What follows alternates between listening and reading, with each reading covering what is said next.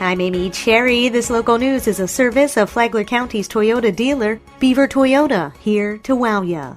Flagler County gets slapped with a lawsuit from Captain's Barbecue. The restaurant in Bing's Landing says county government breached a contract over their proposed expansion, caving in to the objections of residents of the Hammock. Co-owners Mike Goodman and Chris Herrera are seeking damages of more than $15,000. The lawsuit filed Friday claims the county is operating outside its lease with Captain's, and the commissioners unilaterally voted to change that lease without Captain's approval. The complaint comes just days after commissioners took a unanimous vote to reject Captain's financing of a new larger restaurant in the park. Commissioners opted not to repair the current aging Captain's building and instead to construct a new 2,500 square foot building at the county's expense. The restaurant is half the size Captain's had been seeking. The complaint claims the commissioners' actions disregarded a year's worth of negotiations. The county is expected to respond in a counterclaim. This portion of Flagler's Morning News brought to you by the Daytona Beach International Airport, Sunwing Airlines, nonstop to Toronto, and now nonstop service to New York City via American Airlines. Flagler County Fire Rescue receives a supply of medication used to rapidly reverse opioid overdoses. John Arking reports. The Florida Department of Health provided the additional 300 doses of Narcan that Chief Don Petito says comes from the Helping Emergency Responders Obtain Support, or HEROES program. This is the second round of Narcan that we've received from that program. We've received probably over 600 doses of Narcan, and we're able to distribute those out to the police departments around. So now every police department and every first responder in Flagler County has Narcan. We've seen an increase, but we haven't seen the increase that other places have seen, mainly the big cities, especially up in the Northeast. They have seen a tremendous amount more than we have, and I feel kind of lucky that we're not experiencing the same thing that they are. While the value of the 300 doses of Narcan is more than $8,500, Chief Petito says its value really is priceless because it saves lives, adding that their department alone has administered 166 doses in the last 12 months, not including what others like the Sheriff's Office has administered. From the WNZF Newsroom, I'm John Arking.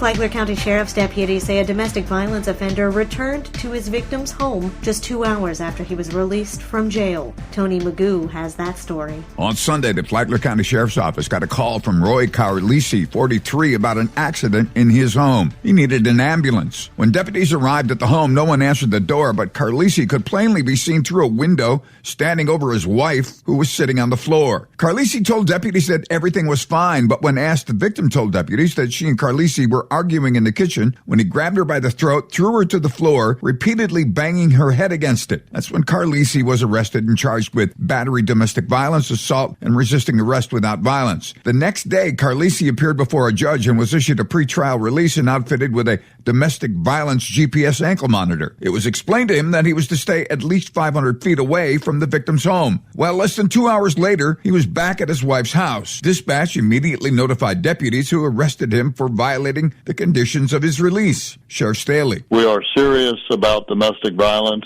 If you are given the opportunity to be released from jail by a judge, you must comply with the requirements or you will go directly back to the Green Roof Inn. Carlisi's being held there on no bond. For Flagler's Morning News, I'm Tony Magoo. Logic is going to prevail over time. That's Flagler County Commission Chairman Donald O'Brien weighing in on the situation involving the Flagler County Sheriff's Office. For now, Sheriff's Office employees will have to continue working in the county courthouse alongside Clerk of the Court Tom Bexley, a situation that's led to some frustration on all sides. But O'Brien is hopeful another resolution will come to light. I certainly, as one commissioner, don't want to get into any kind of constitutional, ridiculous battle. There's nothing that frustrates me more when government units try to sue each other or, work against each other. So it's just a waste of time and money. But I think I really have high confidence that that's gonna resolve itself over a little bit of time here. We just need it. The current operations center in Bunnell was evacuated around this time last year after several employees filed workers' comp claims saying the building made them sick. Subsequent tests identified mold and water intrusion. O'Brien says the fate of that building remains to be seen. We still want to do everything possible to make that building usable. We're just not there yet in terms of the data and the exact plan on how to do that or whether we can or not. Construction has begun on a new operations center in Palm Coast near the library, but move-in is at least a year away.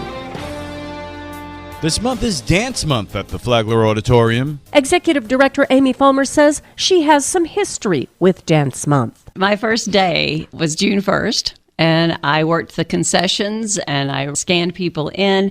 But the thing I took from it the most was 810 parents there to see children celebrate their success. And as a little girl in a red tutu said to me, I was on the big stage. Fulmer said that she wants Flagler Auditorium to be the place where everybody finds a big stage. You can listen to the full interview on the Free for All Friday podcast, available on the Flagler Radio app. Download the Flagler Radio app today. Tomorrow, Amy Fulmer talks about being trained as a singer. From the WNZF Newsroom, I'm Deb Albertson. And now you're up to date on Flagler's Morning News. I'm Amy Cherry.